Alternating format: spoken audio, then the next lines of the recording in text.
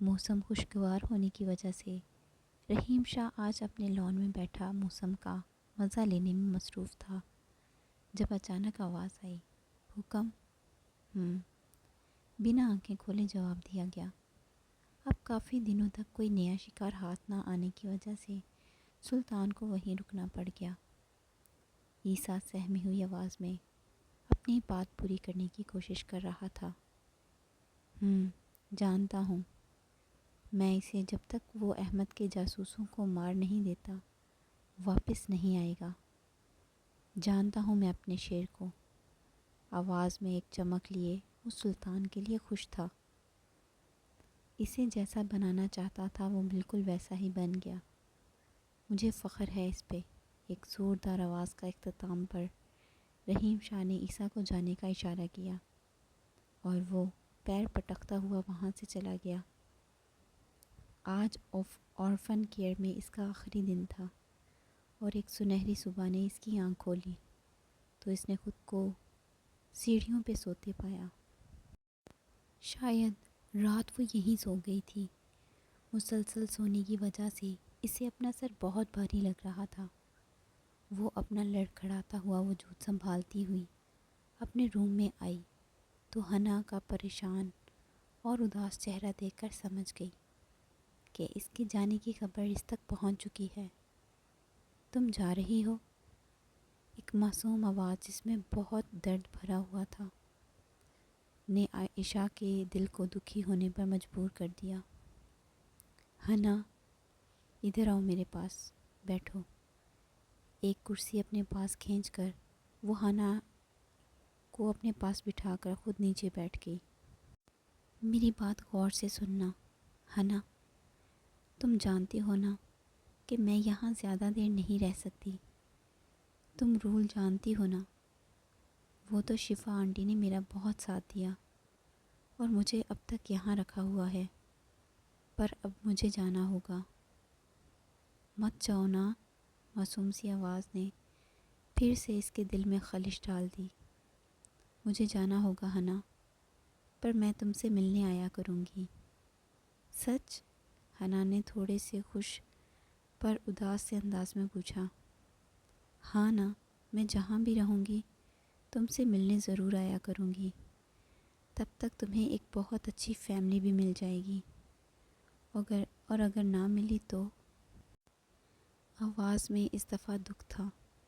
کیوں نہیں ملے گی؟ ہماری حنا اتنی پیاری اور سویٹ ہے، تمہیں تو دیکھتے ہی اپنے ساتھ لے جائیں گے۔ دیکھنا، تم سے پیاری تو نہیں ہوں میں؟ اب کی بار حنا نے خوش ہو کر جواب دیا، جس پر عشاء کی مسکراہٹ نمایاں ہوئی۔ چلو، اب مجھ سے پرومس کرو کہ تم رو گی نہیں۔ اگر تم پرومس کرو گی تو میں تم سے ملنے آیا کروں گی، اور اگر نہیں کرو گی تو نہیں آؤں گی۔ ہاں، میں کروں گی، ایک معصوم آواز کے ساتھ عشاء نے حنا کو زور سے گلے لگا لیا۔ آج مارکیٹ میں پہلے سے زیادہ رش تھا اور عشاء اپنے لیے ضرورت کی چیزیں لینے ایک چھوٹی سی شاپ میں آئی۔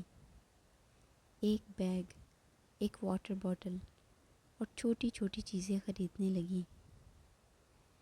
وہاں سے ایک دو ضرورت کی چیزیں لے کر جب وہ پلٹی تو ایک کالے رنگ کے کوٹ میں ملبوس آدمی سے ٹکرا گئی۔ وہ گرنے ہی والی تھی کہ اس شخص کے مضبوط ہاتھوں نے اسے گرنے سے بچا لیا۔ عشاء نے چہرہ اٹھا کے اس کی جانب دیکھا تو اس کی بڑی بڑی آنکھیں مزید پھیل گئیں۔ تم تو وہی ہو نا جو اس دن بھی مجھ سے ٹکرا گئے تھے؟ ایک سوالیہ چہرہ لیے عشاء اب اس آدمی سے پوچھنے لگی جو اس دن سے اس کا پیچھا کرنے میں لگا ہوا تھا۔ اسے دیکھتے ہی سلطان نے اپنے چہرے پر ایک شیطانی مسکراہٹ سجا لی۔ بہرحال یہ ایک اتفاقیہ ملاقات تھی، پر پھر بھی سلطان کو جو چاہیے تھا وہ سامنے تھا۔ کیا تم میرا پیچھا کر رہے ہو؟ عشاء نے اب غصے سے پوچھا، جس میں وہ مسکراہٹ مزید نمایاں ہوئی، اور بغیر کچھ بولے بس وہ سن رہا تھا۔ وہ نہیں جانتی تھی کہ یہ شخص اس کے ساتھ کیا کر سکتا ہے، اس لیے بنا ڈرے بنا کسی ہچکچاہٹ کے پوچھ رہی تھی، تم میرا پیچھا کیوں کر رہے ہو؟ وہ اپنی انگلی اٹھا کر اس کی جانب کیے بنا ہچکچاہٹ کے کہہ رہی تھی۔ جب آس پاس کھڑے لوگوں نے ان کی طرف نظریں جمائیں تو عشاء نے وہاں سے جانے میں ہی بھلائی سمجھی۔ ایڈیٹ کہہ کر سامنے سے کوئی جواب نہ آنے پر وہ اپنی چیزیں سنبھالتی وہاں سے جانے لگی۔ وہ جو کچھ خریدنے کے لیے آیا تھا سب بھول کر اس کا پیچھا کرنے کے لیے جو ہی باہر نکلا تو وہ اسے کہیں بھی نظر نہیں آئی۔ ایک پل میں اس نے چاروں طرف نظریں گھمائیں پر وہ شاید جا چکی تھی۔ افسوس، آج سلطان کی ہار کا دوسرا دن تھا۔ پتہ نہیں کون تھا اور ایسے دیکھ رہا تھا جیسے کھا ہی جائے گا۔ وہ زیر لب بڑبڑاتی ہوئی گھر کے اندر داخل ہو گئی۔ آج آرفن کیئر میں اس کا آخری دن تھا۔ اپنی زندگی کے خوبصورت 19 سال اس لڑکی نے یہاں گزارے تھے۔ ہنستی کلکلاتی اپنی زندگی کو ہر پل کھل کے جینے والی لڑکی آج سب کو اداس کیے ہوئے جا رہی تھی۔ اپنا سامان پیک کرتے وقت جب اس کی نظر حنا پر پڑی تو وہ بہت اداس منہ بنائے ایک کھڑکی سے لگی بیٹھی، آنکھوں میں آنسو لیے اسے اپنا سامان پیک کرتے دیکھ رہی تھی۔ سامان کے نام پر اس کے پاس کچھ کپڑے اور ایک لیپ ٹاپ تھا جنہیں تقریباً 5 منٹ میں پیک کر کے وہ حنا کے پاس آئی۔ اداس مت ہو دوست، ایک مضبوط آواز میں کہتی ہوئی حنا کو زور سے گلے لگاتی ہوئی وہ باہر آ گئی، جہاں سب اسے الوداع کہنے کے لیے جمع ہوئے تھے۔ سب کو اللہ حافظ کہتی وہ شفا آنٹی سے نظریں نہیں ملا پا رہی تھی۔ اس میں اس کا کوئی قصور نہیں تھا، پر سزا تو اسے ہی مل رہی تھی نا۔ ایک آخری دفعہ حنا کو دیکھتی ہوئی وہ آرفن کیئر سے باہر نکل گئی۔ اپنی زندگی کی سب سے خوبصورت یادیں اور اپنا بچپن وہ سب چھوڑ کر ایک نئی دنیا میں جا رہی تھی جہاں اس کا کوئی بھی مددگار نہیں تھا۔ اسے اب جو بھی کرنا تھا اپنے دم پر کرنا تھا۔ سڑک پر چلتے چلتے وہ یہ سوچ رہی تھی کہ اب وہ کہاں جائے گی۔ اس کا تو کوئی دوست نہیں اور نہ ہی کوئی جاننے والا۔ چلتے چلتے تھک کر وہ ایک بینچ پر بیٹھ گئی اور آنکھیں بند کر کے سوچنے لگی اب کیا کرنا چاہیے۔ اتنے میں ایک فقیر قریب آ کر صدا دینے لگا، پیاری بیٹی کچھ کھانے کے لیے دے دو، میں 2 دن سے بھوکا ہوں، اللہ پاک تمہیں خوشیاں دیں گے خوشیاں۔ یہ لفظ سوچ کر اس نے کہا وہ شاید میری زندگی سے چلی گئی ہے، پر اپنے بیگ میں ہاتھ ڈالا تو ایک بریڈ کا ٹکڑا تھا جو اس نے اس فقیر کو دے دیا۔ وہ اسے دعائیں دیتا ہوا وہاں سے چلا گیا۔ ہلکی ہلکی شام نے اپنے پر پھیلائے تو ترکی کی سڑکوں پر روشنیاں جگمگانے لگیں، ہر طرف چہل قدمی ہونے لگی اور وہ ایک اندھیری گلی میں ایک بینچ پر بیٹھ گئی۔ اس کے پاس تو اتنے پیسے بھی نہیں تھے کہ کسی ہوٹل میں کوئی روم ہی رینٹ پر لے لے، اور نہ ہی کھانے کے لیے۔ بے یار و مددگار وہ اپنی سوچنے کی صلاحیت کھو چکی تھی۔ کسی طرف سے بھی کوئی حل اس کی ذہن میں نہ آنے پر اس کی آنکھوں میں آنسو آ گئے۔ اور وہ بنا آواز کیے اپنا ضبط کو توڑتی ہوئی پھوٹ پھوٹ کر رو دی، جبکہ یہ سارا منظر گلی کے اندھیرے کونے میں کھڑے خود کو کالے رنگ کے ہوڈ اور کالے رنگ کے لانگ کوٹ میں کور کیے ہوئے وہ شخص بڑی دلچسپی سے دیکھ رہا تھا۔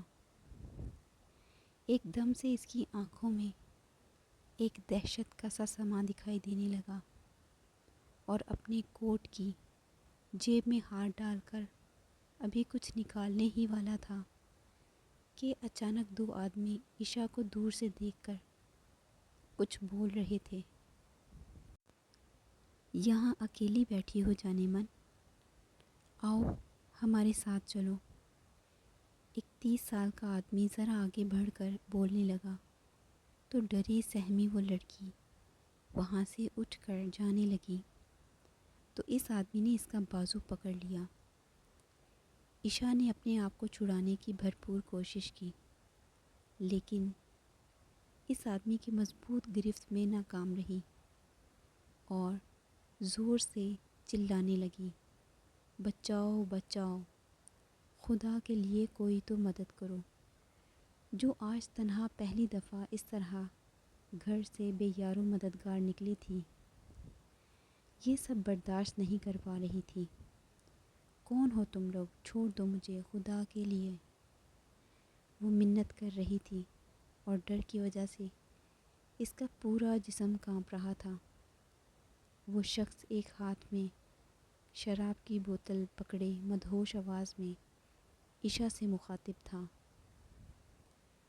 اس کے منہ سے شراب کی بو عشا کو انتہائی منحوس لگ رہی تھی، اور وہ مسلسل اپنے آپ کو چھڑانے کی کوشش کر رہی تھی، پر وہ آدمی اسے گھسیٹے اپنے ساتھ لے جانے لگا۔ اچانک ایک طرف سے ایک خنجر اڑتا ہوا آیا اور عشا کا بازو پکڑنے والے آدمی کے گلے میں لگا۔ بازو اب اس آدمی کی گرفت سے آزاد ہو چکا تھا۔ دوسرا آدمی جو بھاگ کر اپنی ساتھی کی مدد کے لیے آیا، اس کے گلے سے نکلتا ہوا خون دیکھ کر ڈر گیا۔ مڑ کے دیکھنے سے پہلے ہی سلطان نے اسے گلے سے پکڑ کر ایک کے بعد ایک مکہ مارنا شروع کر دیے۔ دوسرا آدمی اپنے گلے سے مسلسل خون نکلنے کی وجہ سے آہستہ آہستہ موت کے قریب تھا۔ عشا جو یہ سب حیران ہو کر کھڑی بس دیکھ رہی تھی، ایک دم سے چلائی اور ڈر کے مارے کانپنے لگی۔ اسے سمجھ نہیں آ رہا تھا کہ یہ سب کیا ہو رہا ہے۔ سلطان کی آنکھوں میں گہری سرخی، جسے دیکھ کر کسی کی بھی حالت پتلی ہو سکتی تھی، پوری دہشت سے اس آدمی کو مارنے میں لگا ہوا تھا۔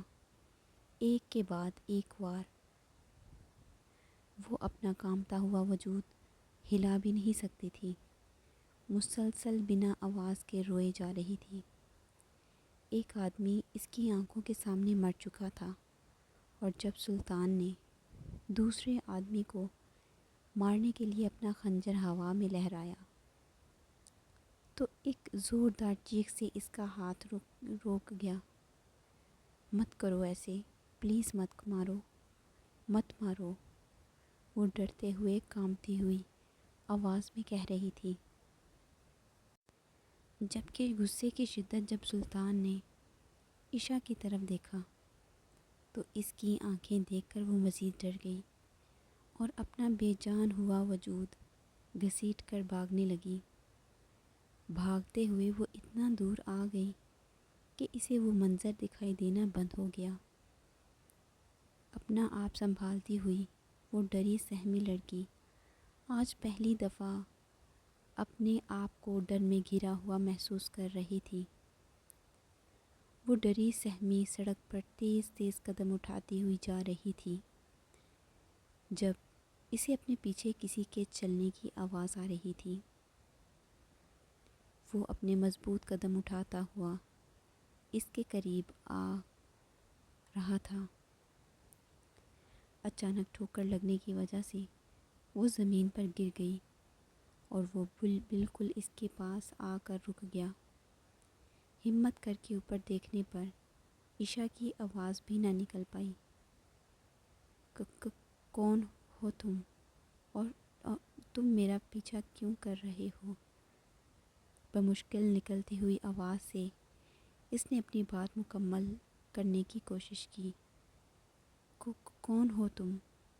وہ رندی ہوئی آواز سے بول رہی تھی۔ اٹھو، ایک مضبوط اور بھاری آواز گونجی، پر وہ ڈر کے مارے بس زمین پر پڑی رہی۔ اچانک سلطان نے اپنے مضبوط ہاتھوں سے پکڑ کر اسے کھڑا کیا۔ ڈر کے مارے وہ کانپ رہی تھی۔ ڈرنا بند کرو، غصے سے بولتا وہ اسے ایک دم ساکت کر گیا۔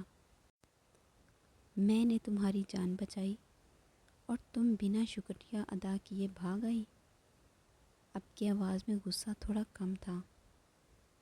بتانا پسند کرو گی کہ رات کے اس وقت تم یہاں اکیلے کیا کر رہی ہو؟ اب کی آواز میں غصے کی بجائے فکر تھی۔ میں بات اس کے حلق میں ہی رہ گئی۔ بتاؤ۔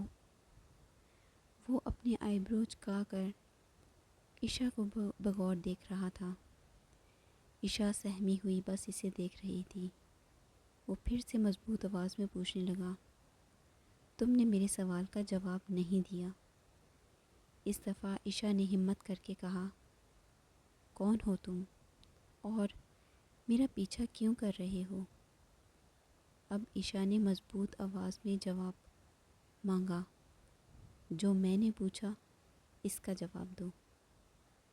آواز میں پھر سے وہی غصہ تھا جو وہ تھوڑی ہمت لے کر آئی تھی، پھر سے سہم گئی۔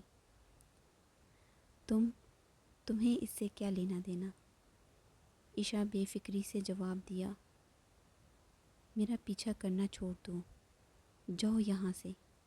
یہ کہتی ہوئی وہ آگے بڑھنے لگی، پر سلطان کی آنکھوں میں پھر سے وہ سرخی دیکھ کر اپنے قدم نہ اٹھا سکی۔ وہ سرخ ہوتی آنکھیں لیے اسے بغور دیکھ رہا تھا۔ کچھ دیر کی خاموشی کے بعد، ٹھیک ہے، جاؤ، پر دوبارہ مدد مانگنے مت آنا۔ یہ کہہ کر سلطان لمبے لمبے ڈگ بڑھتا وہاں سے چلا گیا۔ عجیب آدمی ہے، بنا مانگے مدد کی اور اب کہہ رہا ہے کہ دوبارہ مت آنا۔ اف، عجیب آدمی ہے۔ وہ زیر لب بڑبڑائی اور آگے بڑھ گئی۔ وہ اپنے دونوں بازو آپس میں باندھے، بیگ کندھوں پر ڈالے ڈرتی ہوئی ادھر ادھر دیکھتی سڑک پر تنہا چل رہی تھی۔ وہ اکثر باہر جاتی تھی، پر اس طرح نہیں جیسے آج۔ ایک پل کے لیے تو وہ بھول ہی گئی کہ وہ کون سی جگہ ہیں۔ وہ یہاں تو پہلے کبھی نہیں آئی تھی۔ کچھ دیر پہلے ہوئی کارروائی پر وہ بہت ڈر گئی تھی۔ چلتے چلتے وہ ایک بینچ پر بیٹھ گئی۔ وہاں کافی لوگ تھے۔ صبح جب اس کی آنکھ کھلی تو وہ ایک شیلٹر میں ایک بینچ پر لیٹی ہوئی تھی۔ آنکھیں کھولتے ہی اسے بھوک محسوس ہوئی، پر کھانے کے لیے تو پیسے نہیں تھے۔ یا اللہ، اب تو ہی مدد کر، وہ کہتی ہوئی اٹھی اور پاس لگے ہوئے واٹر کولر سے ہاتھ سے پانی پینے لگی۔ کافی دیر چلنے اور کچھ جگہ ڈھونڈنے میں جب وہ ناکام ہوئی تو ایک جگہ بیٹھ کر سوچنے لگی۔ اچانک یاد آنے پر اس نے اپنے لیپ ٹاپ کھولا اور اپنا آن لائن چلنے والا کام دیکھا، پر افسوس کہ اس پر بھی کوئی رسپانس نہیں آیا۔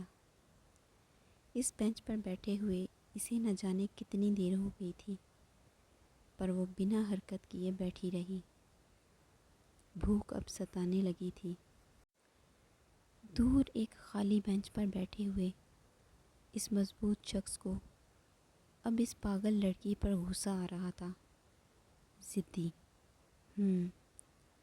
وہ دل ہی دل میں بڑبڑایا، چلو دیکھتے ہیں کب تک ضد کرو گی، کہتا ہوا اب وہ آرام سے آنکھیں موندے موندے بینچ کی پشت سے ٹیک لگائے لیٹ گیا۔ سلطان کو خود بھی نہیں پتہ تھا کہ وہ یہاں کیا کر رہا ہے، آخر کیوں وہ اس کی مدد کرنے آیا اور کیوں یہاں پر بیٹھا ہے۔ شاید وہ کسی مظلوم کی مدد کرنے آیا، یا پھر کسی مشکل میں پھنسے انسان کی مدد کرنے آیا، یا یہ سب بس ایک بہانہ تھا۔ وہ بہت دیر تک سوچتی رہی، پر کوئی حل نظر نہ آیا، اور شام پھر سے اپنے پر پھیلانے لگی، اور شام کو دیکھ کر عشاء پر پھر سے لرزہ طاری ہو گیا۔ وہ کون؟ اور اسے سب سوچنے کے بعد بس ایک حل نظر آیا۔ وہ آدمی تھا۔ کیا مجھے اسے ڈھونڈنا چاہیے؟ ایک دم اسے خیال آیا، نہیں۔ اسے کل رات کا سین یاد آیا، نہیں، وہ کچھ بھی کر سکتا ہے، پر اس نے مجھے بچایا۔ ایک ساتھ کئی سوچیں اس کے دماغ میں چل رہی تھی، پر بھوک اور ڈر کی وجہ سے وہ اسے ڈھونڈنے پر مجبور ہو گئی۔ سڑک پر وہ یوں ہی چل رہی تھی، شاید کسی کو ڈھونڈ ہی رہی ہو، اور ذرا فاصلے پر اپنے کوٹ کی جیبوں میں ہاتھ ڈالے وہ بڑے آرام سے اسے دیکھ رہا تھا۔ وہ اس طرح اس کا پیچھا کر رہا تھا کہ خود عشاء کو ایک پل کے لیے بھی محسوس نہیں ہوا کہ کوئی اس کا پیچھا کر رہا ہے۔ پتہ چلتا بھی کیسے؟ وہ شخص تو اس کام میں ماہر تھا،